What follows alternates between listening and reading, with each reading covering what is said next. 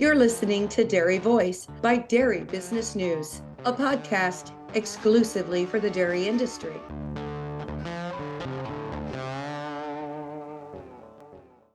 One of our sponsors of the Dairy Voice podcast is National DHIA. NDHIA ensures information accuracy and represents their members' interests. They are the direct voice for the dairy information industry. To find out more, go to dhia.org. When your goal is to help animals reach their full potential, health matters.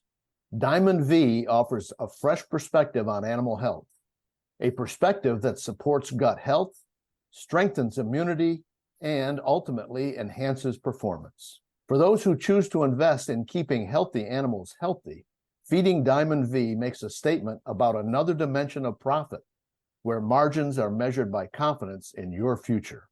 To get a fresh perspective, visit diamondv.com, because animal health deserves a healthier approach.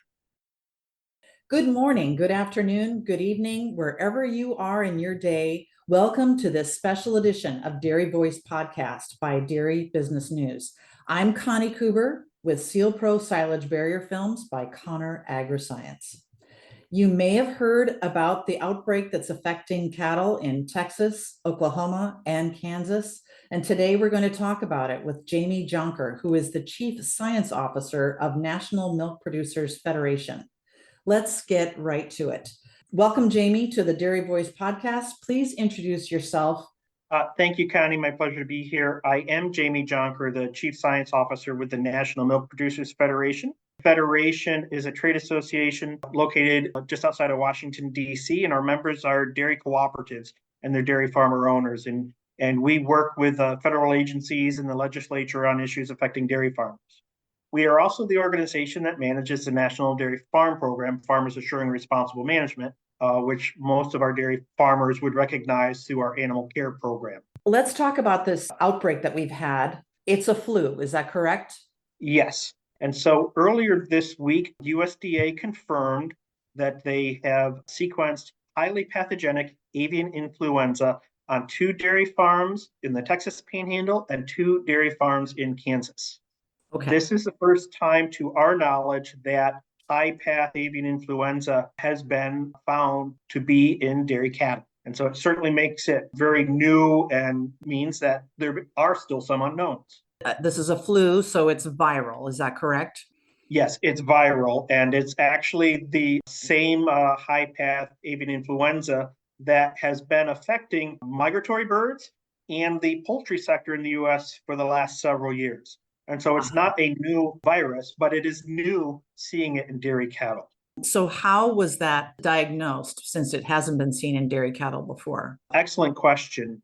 This really goes back to on-the-ground veterinarians in the Texas Panhandle that were observing some very unique health issues in some herds in the Texas Panhandle. And because of the issues that they were seeing here over the past few weeks, they involved the Texas Animal Health Commission and what are called the USDA area veterinarians in charge, the state and federal animal health officials. Samples were taken from those farms and subsequently also a couple of farms in Kansas and were sent to state veterinary medical diagnostic laboratories. There's a process called next generation sequencing, which was utilized to analyze samples. And this is where they were able to find the sequencing of the highly pathogenic influenza and match it exactly to what has been seen in migratory birds.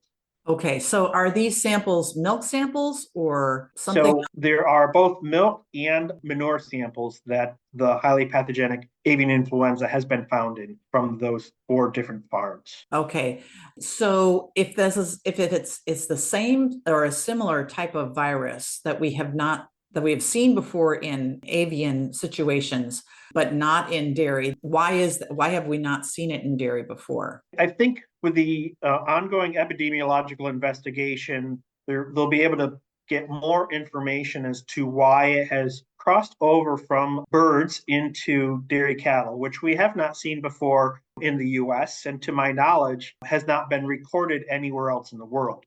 That does not mean it hasn't happened before, but we now have the next-gen sequencing that has proven it.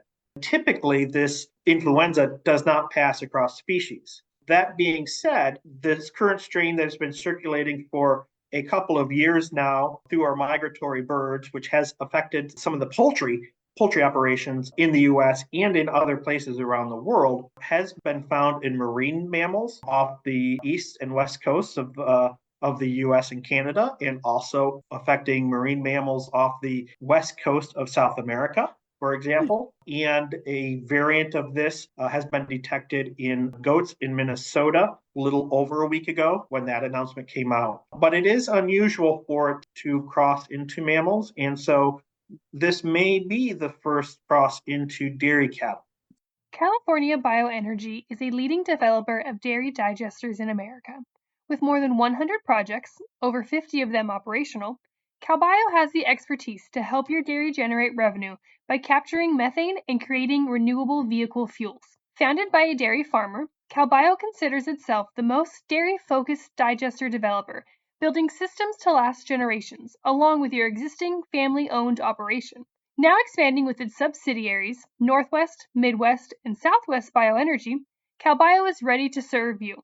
To learn more about how a CalBio digester could benefit your dairy, manure, and wallet, visit them at calbioenergy.com. You talked about next-gen mapping. Can you tell me what that is?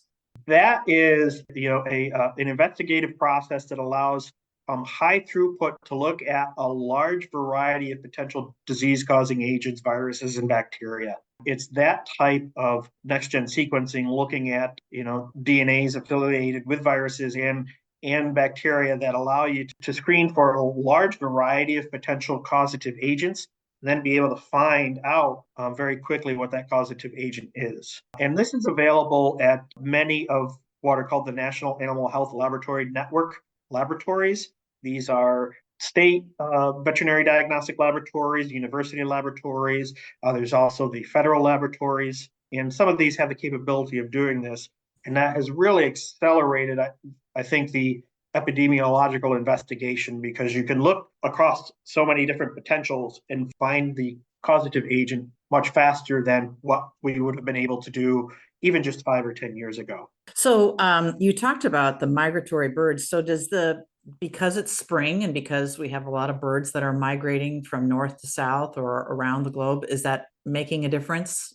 So USDA stated in its release on Monday that they believe that this is from migratory birds. And so it certainly is something that we need to be cognizant of for our dairy farmers. And, there are major flight pathways on the East Coast, the West Coast, and through the interior of the US. And so it is certainly something that our farmers need to be mindful of as they look at the biosecurity on their own farms.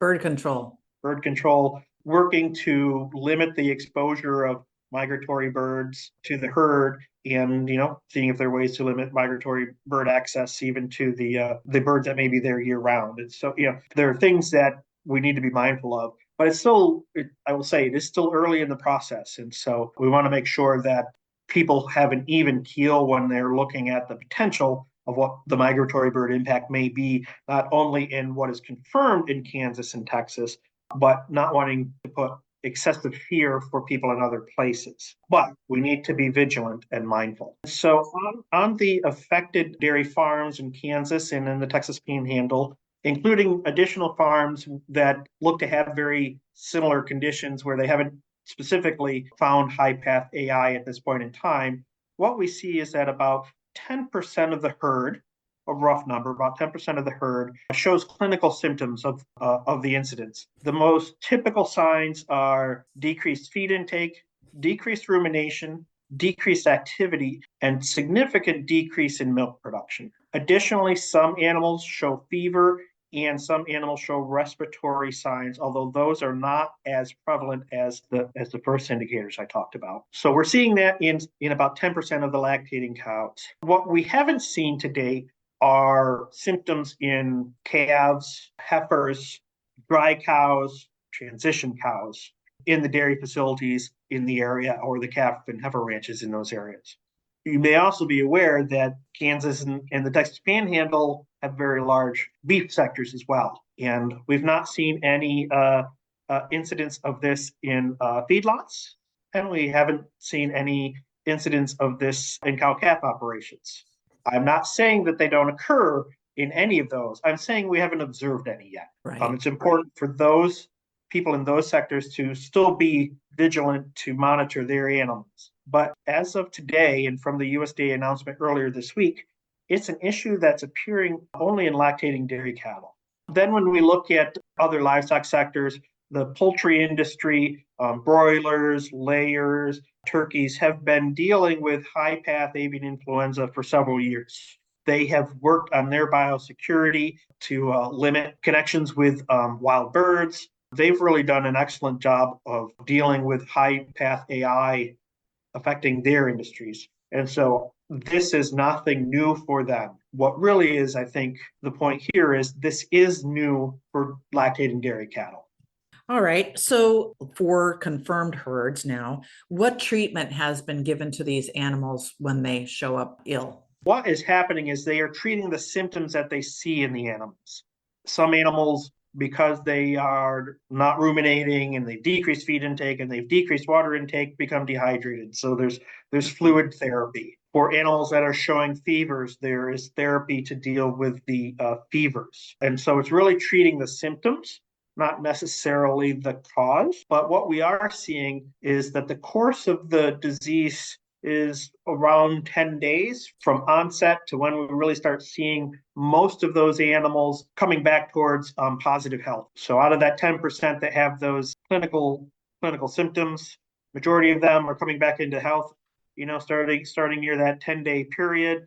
They're coming back up in milk production, and they become, they're back as part of that productive part of the herd. That being said, there are reports that a percentage of those animals with the clinical symptoms don't come back into milk very much. They essentially, their systems have shut down, and they are essentially, at this point in time, probably a dry cow and not going to be part of the lactating string.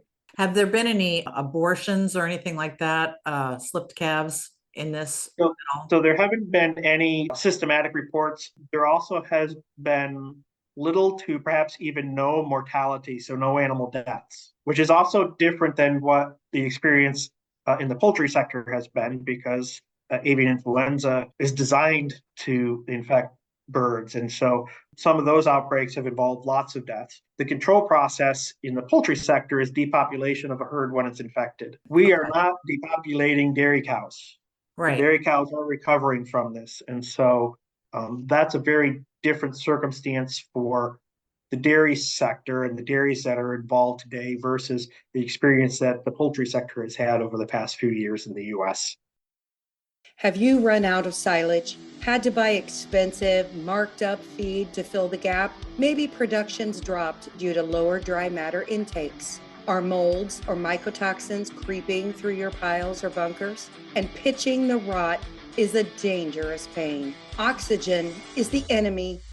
Pack it out, then keep it out with Sealpro, the professional grade silage barrier film protection chosen by top professional farmers like you. Make more, better, safer silage with Sealpro. Learn more at sealprosilage.com.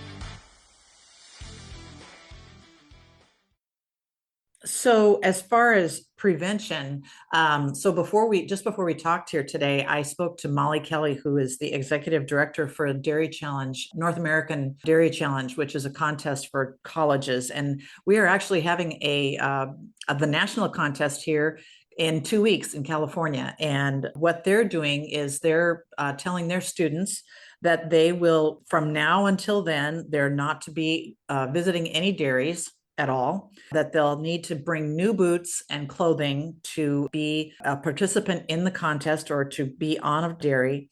Molly had said that some have said maybe they're going over the top with their requirements, but she's talking about that it's an educational touch point, in her words, and that they are using it as an example of biosecurity measures that should be followed when something like this happens. So what are your thoughts on this? I think that this is probably going to be an issue that helps reset the outlook on what common biosecurity practices should be on dairy farms. And, when visitors come onto farms, they should always be wearing plastic booties or disinfecting their boots before they get on the farm and as they leave the farm. That's probably good practice that should be implemented on every dairy farm without this issue happening. And, I think this issue happening is helping to bring to light the ideas that maybe we need to have more biosecurity practices put in place. The swine sector and the poultry sectors have very significant biosecurity measures, including in some places shower in and shower out. I don't think we necessarily have to get there on the dairy side, but I do think we want to be more vigilant consistently with our biosecurity protocols. And then as far as we talked about too, about bird control, is there something that in the short term dairy farmers need to be concerned with as far as not having birds around? Yeah, the best that farmers can do to limit the access of particularly migratory birds to their cattle is important. We recognize that our barns are generally quite open and we have open loft facilities. And so it's not always feasible to entirely eliminate, but the more that can be done to reduce the incidence of the interactions of the birds with the animals helps reduce the risk, Right. of potential transfer from a migratory bird to a dairy animal. Jamie, because we have people who listen to Dairy Voice that are not affiliated or not dairy farmers, what can we talk about as far as milk safety? And is milk safe? Is the meat safe from these affected animals? Connie, that's an excellent question. And the answer is that yes, they are safe. And here are the reasons why. Every licensed dairy farm in the US is subject to what's called the Grade A Pasteurized Milk Ordinance, which is celebrating 100 years of existence this year, which has helped make the US dairy supply the safest in the world, in my opinion. And the on-farm requirements of that, which include multiple inspections per year, and include requirements around animal health. So when an animal is sick, that animal is to be isolated from the milking string, and their milk is to be separated and not used for sale. If an animal has what we call abnormal milk, that milk and animal are to be separated. And those have proven very successful in the past 100 years. And then a cornerstone of dairy safety is pasteurization of milk. Pasteurization has proven highly valuable in reducing the potential for spread of disease from milk to humans. And USDA stated in its release earlier this week that those exact elements of the PMO, the requirements on the farm and the pasteurization, continue to keep our milk supply safe. On the beef side, any animal that goes to slaughter is inspected by a veterinarian at slaughter plants. And so they're inspected both before they are sacrificed and afterwards. Those veterinarians, if they have any concern about the safety of meat from an animal, will not allow that animal meat to be sold to the public. And so we have these multi-layers to help assure the safety of the milk and meat from dairy animals in general, and they continue to apply even when we have an unusual circumstance like this. So my last question for you is on the sleep loss scale, that's how I kind of figure out if things are important to worry about or not. On the sleep loss scale, 1 being nothing to worry about and sleep like a baby, or 10, catastrophic worry, where does this lie? I'd probably put this right in the middle at a 5. Okay. Certainly, it's not catastrophic at this time, but it's not nothing to worry about. It's something new that's affecting us. And we're going to learn over the next few weeks whether or not this issue has been confined just to Kansas and Texas, or if there are other areas. We're going to learn more about types of change biosecurity practices might be important to put in place. What I really think is we want to be calm about this. Mm-hmm. But recognize it's a new circumstance, and we want to make sure that we're vigilant. For our dairy farmers, I encourage them to look at the information that USDA, Texas Animal Health Commission, and others have provided, and look for the symptoms in your herd. If you see something in your herd that's out of place, that looks like what some of these farms have seen, please contact your herd veterinarian. Your herd veterinarian is the one that can come out and see what's happening and see, does it pass the sniff test? Is this something that I need to be concerned about is like the incident that's now happening? Or is it just something routine that's a little different on your farm today? If it is something to be concerned about, that it might be this same issue, then that herd veterinarian will work with the state and federal animal officials to take the samples necessary to find out if it is related to this problem. Is there a website or someplace that people can follow this for new information as it develops? USDA will put out new information as it develops. The Texas Animal Health Commission has been putting out information. The National Milk Producers Federation, NMPF.org, is also been putting out information as this goes along. So those are different types of places that farmers and others can look to for additional information. Thank you. Do you have anything to add from our discussion today? I think the only thing I would add is just a reminder that yes, this is different, but we want to make sure that we don't overreact. But we need to be vigilant from the farmers, the veterinarians, and our state and federal animal health officials to make sure that we continue to understand what's happening and to understand whether it's going to be this confined issue right now or if it might become a bigger issue in the future. Well, thank you. We've been talking to Dr. Jamie Jonker, who is the Chief Science Officer for National Milk Producers Federation. This is Connie Kuber with Sealpro Silage Barrier Film by Connor Agriscience, and you have been listening to a special edition of Dairy Voice by Dairy Business News. Thank you for subscribing to this podcast, liking, and sharing it with your friends. I'll see you again all very soon.